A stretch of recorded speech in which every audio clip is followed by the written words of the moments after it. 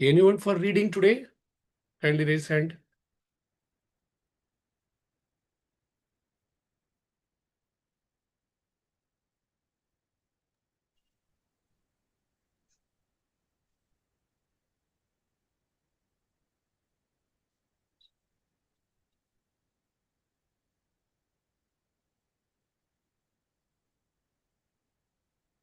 Hare Krishna. Welcome to Morning Amrut Vani program. Her Grace Rupvati Radha Mataji will be giving her transcendental words of wisdom. Now, so many people have raised their hands. Satyahari Das Prabhuji will be. Yes, okay, Achala Bhakti Mataji may read the Namamrita followed by Srila Prabhupada quote followed by Srila Prabhupada Lilamrit. Shruti Gupta Mataji may recite the slokas. Juma Panda Mataji will be reciting the Damodar Ashtakam.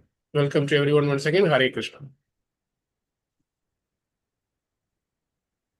Hare Krishna, Danvat Pranam.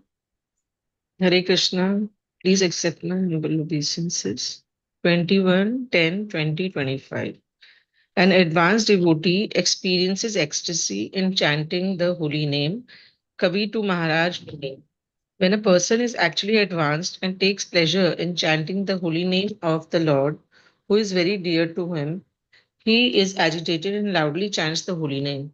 He also laughs, cries, becomes agitated, and chants just like a madman, not caring for outsiders. Srimad Bhagavatam 11.2.40 cited Sri Chaitanya Charitamrit Madhya Leela 9.262 and Madhya Leela 23.41. 21st October, Srila Prabhupada quote, anything can be done by practice. So if we take Krishna Prasadam, the tongue is restricted, locked to some limited. Then our all other senses become controlled. Vrindavan, October 21st, 1977. Srila Prabhupada Leelamrit. In his last days, he had remained fully conscious and had given instructions until the end. He had specifically and openly ordered that the affairs of his Gaudiya Mutt be maintained by a 12-man governing body, which the devotees should select amongst themselves. Finally, he had said, please accept my blessings to you all, present and absent. Please bear in mind that our sole duty and religion is to spread and propagate service to the Lord and of his devotees.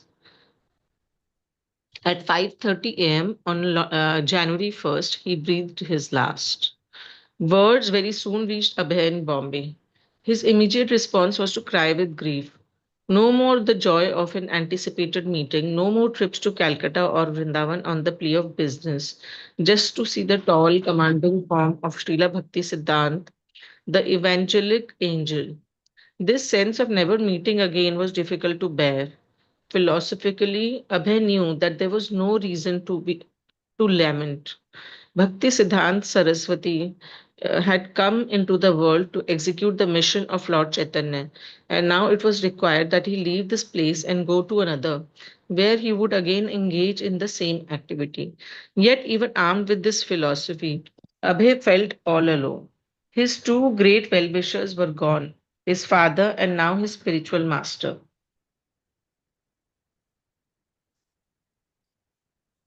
But he felt grateful that he had received a special mercy, a final instruction, just 2 weeks before his spiritual master's departure.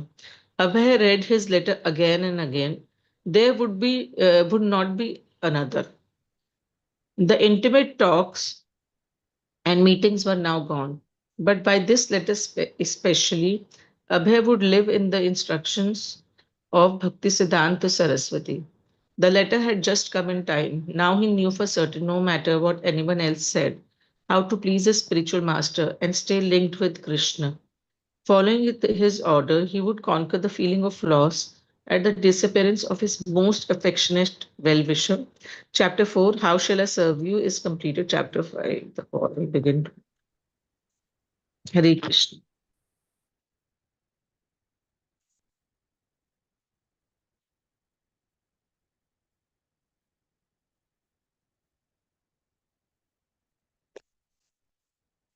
Hare Krishna, Dandvat Pranam to all the Vaishnavas. Bhagavad Gita, chapter 13.13 3-2.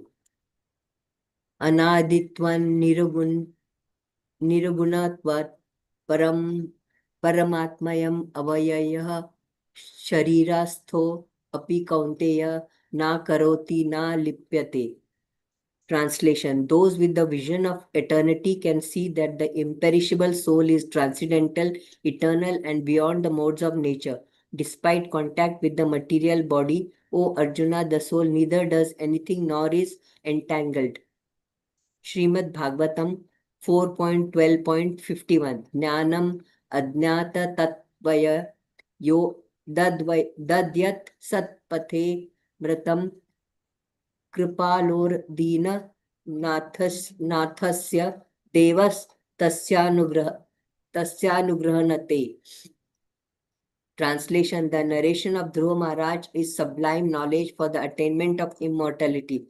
Persons unaware of the absolute truth can be led to the path of truth. Those who out of transcendental kindness take on the responsibility of becoming master protectors of the poor living entities automatically gain the interest and blessing of the demigods.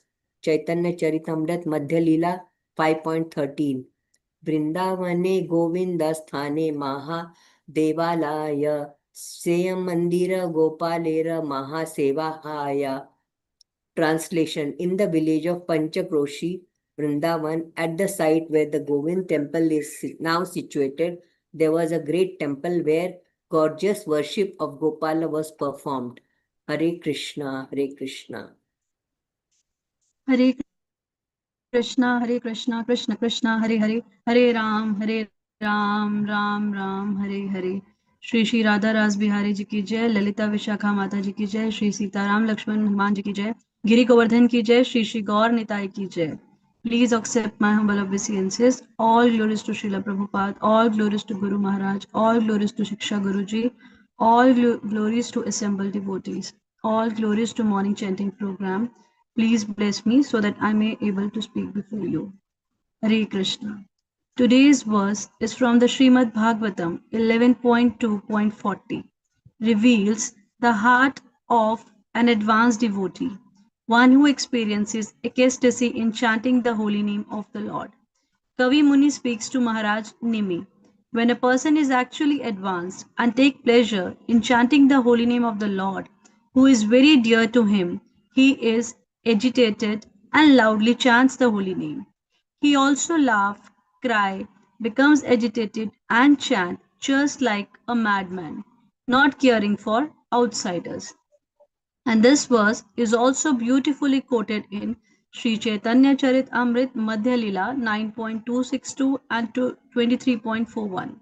Sri Chaitanya Mahaprabhu taught that the holy name Hare Krishna, Krishna Krishna, Hare Hare, Hare Ram, Ram Ram, Hare Hare is not different from Krishna himself. When we chant sincerely, Krishna personally dances on our tongue. Mahaprabhu says in the Shiksha Ashtakam, Cheto darpan majanam bhavamahadavagani nirvampanam, that the chanting of the holy name cleanses the mirror of the heart and extinguishes the fire of material existence. But when the heart becomes completely purified, chanting awakens divine madness, not of illusion but of love. When a devotee attains love for Krishna, that is Prem Bhakti, he cannot contain his feelings. He cries in separation, laughs in joy, and sometimes forget the world entirely. Just like iron placed in fire becomes fiery, a devotee fully absorbed in Krishna consciousness dive into consciousness. He is no longer aware of worldly decorum. He chants, dances, and weeps in ecstatic love. That is why Srila Rupa Goswami describes in Bhakti Rasamrit Sindhu the Asht Sattvika Vikaras, that is, the 8 symptoms of ecstatic love. Number 1 is crying, trembling, perspiring, changing color, fainting, hair standing on end, choking of voice, thrilling of the body. These are not artificial, they are natural outcome of the heart, overflowing with Krishna Prem. Mahaprabhu himself showed this highest stage. When he heard the name Krishna, he would cry uncontrollably. In Jagannath Puri during Rath Yatra, he danced with tears streaming down his eyes, chanting Hari Nam, Hare Krishna. Namamam Akari Bahuda Nij Sarva Shaktihi. Sometime he would run toward the ocean, thinking it was Yamuna, crying Krishna, Krishna. To ordinary people, it looked like madness, but that madness was divine. It was ecstasy of pure love. So Srila Prabhupada warns us we should not imitate these symptoms. Real ecstasy arises naturally when the heart is purified through constant, humble service and attentive chanting. If we try to show emotions artificially, it is sentiment, not devotion. But when we sincerely cry before Krishna, "O Lord, I am fallen, please let me chant your name purely," that humility attracts Krishna's mercy faster than any show of external feeling. So, first, that we have to chant attentively. The mind will wander, but gently bring it back to the sound. Second, avoid offenses, that is nama prad, that we read daily, especially the criticism of the devotees, that should be avoided. Third, serve the Vaishnavas. This softens the heart. Fourth, hear regularly from Bhagavatam and Srila Prabhupada books. Fifth, pray for taste in the holy name. Then gradually the same bliss that the great souls felt will awaken in our own hearts.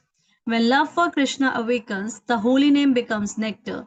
The devotees laugh, cries, and chant like a madman, not because he is insane, but because he has transcended all material limits and entered Krishna's divine world of love. So let us all pray. O holy name, please reveal your sweetness to my heart. Let me chant not with lips, but with tears in my eyes and love in my soul. Hare Krishna.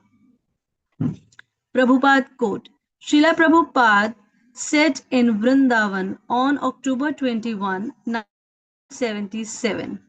Anything can be done by practice. So if we take Krishna Prasadam, the tongue is restricted, locked to some limited. Then our all other senses becomes controlled. Such a simple yet powerful instruction. That is, the secret to mastering our senses lies in controlling just one, that is, the tongue. Why the tongue is so important? Because the tongue has two functions. The first is tasting, that is what we eat, and second is vibrating, what we speak or chant. If the tongue is uncontrolled, the whole body becomes uncontrolled. But if the tongue is controlled through chanting the holy name and honoring only Krishna Prasadam, all other senses naturally come under control. As Srila Rupa Goswami writes in Nectar of Instruction, verse number 1, that is Upadesha Amrit book, verse number 1, Vacho Vegam Mansaha Krodha Vegam Jiva Vegam Udarpastha Vegam, that one who can control the urges of speech, mind, anger, tongue, belly, and genitals is qualified to make disciples all over the world. Everything begins with jivaha vegam, that is the urge of the tongue. When we eat ordinary food, it binds us to the mode of passion and ignorance. But when we eat Krishna Prasadam, it becomes sanctified and purifies our consciousness. Srila Prabhupada said, we are not vegetarians, we are Krishnatarians. We don't just eat plant, we offer everything with devotion to Krishna and then accept the remnants as his mercy. In this way, the tongue becomes purified by tasting only Krishna's remnants. The ears become purified by hearing the holy name, and the mind becomes peaceful, and the heart becomes receptive to Krishna's presence. So in Vrindavan, Srila Prabhupada personally trained his disciples. What he said? That first chant, then take prasadam. He knew that the discipline of the tongue would protect them from Maya. And we can see those who are steady in prasadam and chanting are are steady in Krishna consciousness. Even in our daily life, when we eat only prasadam and avoid gossip or criticism, our consciousness becomes calm and joyful. Prabhupada said, anything can be done by practice. So, even if our senses seem wild now through steady practice of chanting daily, taking only prasadam, speaking only Krishna Katha. Gradually, control develops naturally. Control is not repression, it is redirection, that is, using the senses in the service of Krishna. When we control the tongue, Krishna gives strength to control all other senses. That is why Srila Bhakti Vinod Thakur sings, Sarira avidya jal jade indriya tahe kal, jive phele visaya sagore. The body is a network of ignorance and the senses are like deadly serpents. But the tongue can be tamed by tasting Krishna Prasadam. So let us pray today.